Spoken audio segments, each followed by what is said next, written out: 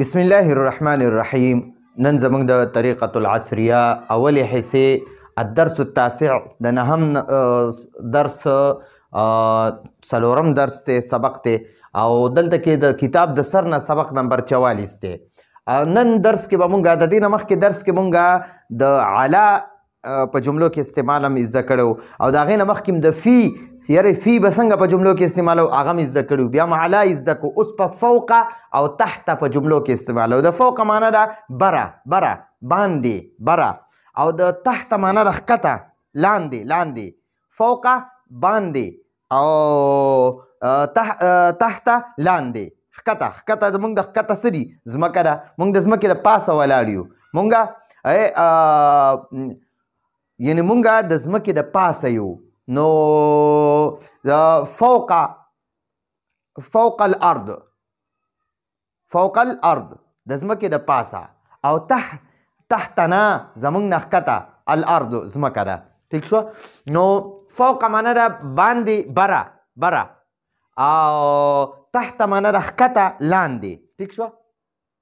نو السماء فوقنا د نا معنا ده زمونږه زمونږه. ګوره کتاب کتاب قلم قلم ته وایي او قلمی زما قلم قلمو نا زمون قلم قلمی زما قلم قلمو نا زمون قلم قلمو نا زمون قلم کتابو نا زمون کتاب کتابی زما کتاب. چې یو کس هغه به وایي کتابی، که دوه کسانی او شل کسانی هغه به وایي کتابو نا زمون کتاب.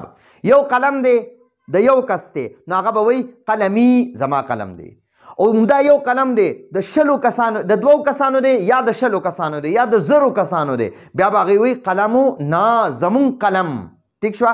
نو کتابو نا یو کتاب دی که د یو سړي وي یا به وایي کتابي زما کتاب او که د دوو سړو وي هغوی به وایي کتابو نا زمون کتاب او که زر کسان وي که نه که شل وي که سل وي که زر وي که لس زره وي که یو لاکي هغوی به وایي کتابو نا زمون کتاب. یو کس به وایي کتابي د یو نه زیات کسان به وایي کتابونه زمون کتاب. مونږ پښتو کې وایو زما کتاب او زمون کتاب. زما کتاب یو کس وایي او چې د یو نه زیاتېږي هغه وایي یاره زمون کتاب زمون کور زمون ګاډی زمون جومات. ټیک شوه؟ یو کس د یو کس نه دی. جومات د زمون د ټولو دی. کتاب جومات زمون دی. قرآن مجید زمون دی. الله زمون دی. الله جل جلاله زمونږ دی. محمد صلی الله علیه وسلم زمونږ دی. بیت الله شریف زمونږ دی. مدینه منوره زمونږ دی. ټیک شوه؟ نو دقه بیا به هغې لپاره نا لفظ استعمالیږي. نا معنا ده زمونږ نا معنا ده زمونږ. السماء آسمان فوقه فوقه معنا ده بره دی نا زمونږه. اسمان السماء فوقنا اسمان زمونږ باندې دی زمونږ نه بره دی زمونږ د پاسه دی. السماء فوقنا السماء اسمان فوقنا زمونږ د پاسه دی زمونږ نه بره دی د پاسه یا بره. السماء اسمان فوقنا زمونږ نه وګوره دا نا راغی فوقي زما د پاسه او فوقنا زمونږ د پاسه. ٹھیک شو؟ السماء فوقنا آسمان زمونږ د پاسه دی. این السماء این معنا ده آسمان چرته دی آسمان چرته دی. نو جواب ورکړئ السماء فوقنا اسمان فوقنا زمونږ د پاسه دی زمونږ نه بره دی زمونږ نه بره دی. اوس وایي السقف السقف سقف چت ته وایي چت ته. السقف چت ته وایي. ګوره دا چت دی دا یو چت دی. نو د چت یو ښکته حصه ده مونږ پکې ځوړندو او یو د پاسه حصه ده مونږ پرې د پاسه ګرځو نو هغه پاسه حصې ته سطح وایي. سطح السطح سطح سطح او ښکته حصې ته سقف وایي سقف. نو السقف السقف چت چت فوقنا فوقه معنا بره دی نا زمونږ نه زمونږ د پاسه دی. ٹھیک شوه؟ السقف فوقنا چت ہمارے اوپر ہے ہمارے اوپر ہے. مونږ پښتو کې وایي چت زمونږ د پاسه دی زمونږ د پاسه دی.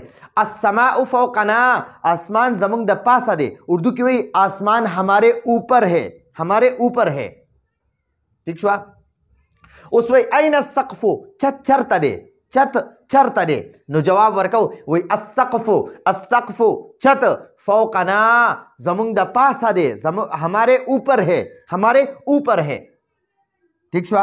بیا وایي الارض تحتنا د تحت معنا د ښکته ښکته لاندې لاندې ټیک شو تحت معنا ده لاندې او فوق معنا ده باندې بره ټیک شو نو الارض زمکه تحت ښکته ده نه زمونږ نه ټیک شو الارض تحتنا زمکه زمونږ لاندې ده زمونږ نه ښکته ده زمونږ لاندې ده زمونږ نه ښکته ده ټیک شو مونږ د ځمکې د پاسه ګرځو ټیک شو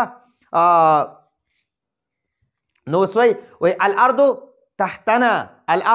تحتنا تحت معنا ده ښکته ده نه زمونږ نه نو ځمکه زمونږ نه ښکته ده ځمکه مونږ نه ښکته ده ځمکه زمونږ نه ښکته ده یا ځمکه مونږ نه ښکته ده اين الارض زمکه چرته ده اين معنا ده چرته ده اين الارض زمکه چرته ده جواب ورکوي الارض تحتنا زمکه زمونږ لاندې ده زمونږ نه ښکته ده زمونږ لاندې ده دلته ما ښکته لیکلی دلته مې لاندې لیکلی دواړه یو معنا ده که ښکته معنی کې الارض تحتنا زمکه زمونږ نه ښکته ده ټیک شوه او که داسې معنی کې زمکه زمونږ لاندې ده دواړه معنی کولی شي ټیک شوه اوس د عربۍ جملې دي او دې خوا ورله پښتو کې مونږ ترجمه لیکلي او جوابونه مو ورله دې خوا ورکړي دي اول یې مونږ نه تپوس کړی دی سوال یې رانه کړی دی وایي این الطلاسة طلاسه چې دی که نه جاړن ته وایي هغه کپړه یا هغه د فوم چې مونږ پې بوټ صفا کوو بوټ چې په کوم سیز صفا کېږي هغه سیز ته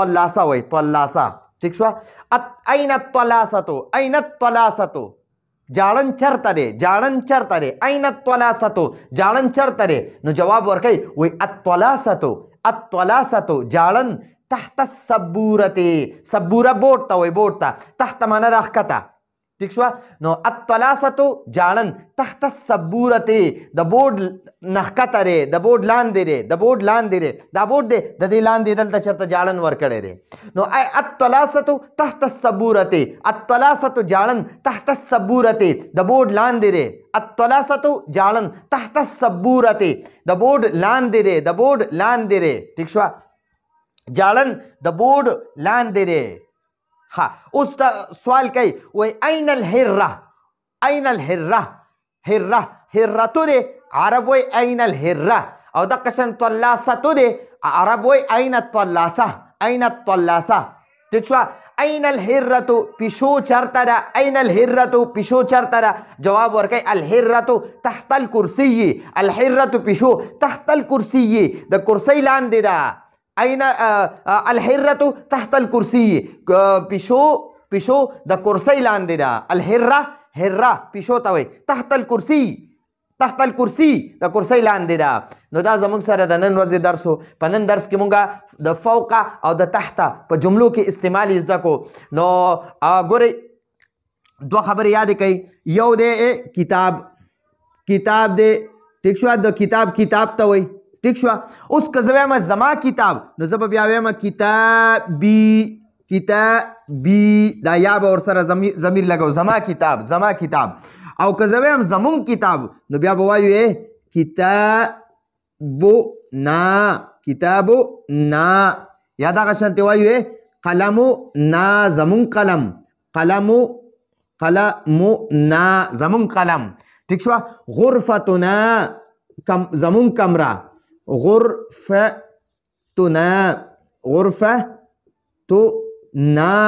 او که زما کمره نو غرفتي به وي ٹھیک شو که زما قلم نو قلمي به وي او که زمونږ قلم زمونږ د ټولو قلم نو قلمنا کتابنا غرفتنا مسجدنا بیتنا ٹھیک شو سوقنا دا ټول بیا داسې ویلی شي نو السماء فوقنا اسمان زمونږ د نه بره دی زمونږ د پاسه دی این السماء اسمان چرته دی السماء فوقنا اسمان زمونږ د پاسه دی السقف فوقنا چت زمونږ د پاسه دی این السقف چت چرته دی السقف فوقنا زمونږ د پاسه دی الارض تحتنا زمکه زمونږ نه ښکته ده زمونږ لاندې ده این الارض زمکه چرته ده الارض تحتنا زمکه زمونږ لاندې ده اوس وایي این الطلاسة جاړن چرته دی الطلاسة تحت السبورة جاړن د بوډ لاندې دی این الهرة پیشو چرته ده الهرة تحت الکرسي پیشو د کرسۍ لاندې ده ٹھیک شو نو دا زمونږ د نن ورځې درس و